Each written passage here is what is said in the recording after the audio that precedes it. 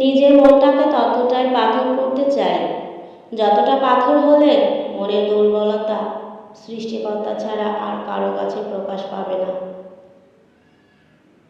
কখনো কাউকে তার বর্তমান পরিস্থিতি থেকে অবহেলা করবে না।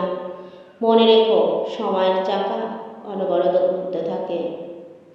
কিছু মানুষ নিজেকে নিয়ে অহংকার করে, নিজেকে খুব বড় ভাবে, কিন্তু তারা হয়তো জানে না ফুলের সৌরভ আর মানুষের গৌরব চিরদিন থাকে না। একা হয়ে গেলেই শান্তি।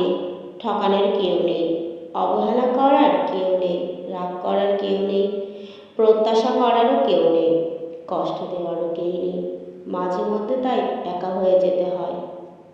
কিছু শূন্যতা প্রকাশের কোনো ভাষা থাকে না। জীবন মানুষকে যখন যা দেয়, কখনো কখনো অসহায়ের মতো তাই মেনে নিতে হয়।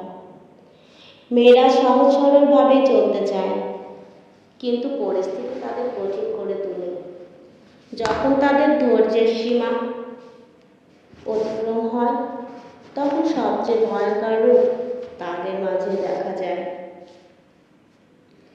যদি ভালো আছি এর মানে সত্যি ভালো থাকা হতো, তাহলে এই পৃথিবীতে সবাই খুব সুখে থাকতে পারত। রিজিক আপনার জন্য নির্ধারিত। অন্যের ভালো দেখে আপনি যতই লোভ বা হিংসা করেন না কেন, তা কখনোই আপনার হবে না। আপনার জন্য যা বরাদ্দ, আপনি তাই পাবেন। কারো মায়ায় নিজেকে এতটা জড়ানো ঠিক না, যতটা জড়ালে মানুষটা ছেড়ে চলে গেলে নিজেকে খুব নিঃস্ব আর অসহায় মনে হয়। কখনো মানুষের বাহিরের রূপ দেখে মানুষকে বিচার করবেন না, কারণ মানুষের বাহিরের রূপ আর ভিতরের রূপ একরকম হয় না।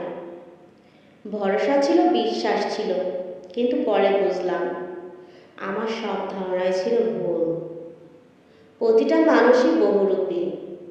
আমরা একজনকে ঠিক ততটুকু চিনতে পারি যতটুকু সে আমাদের সামনে প্রকাশ করে।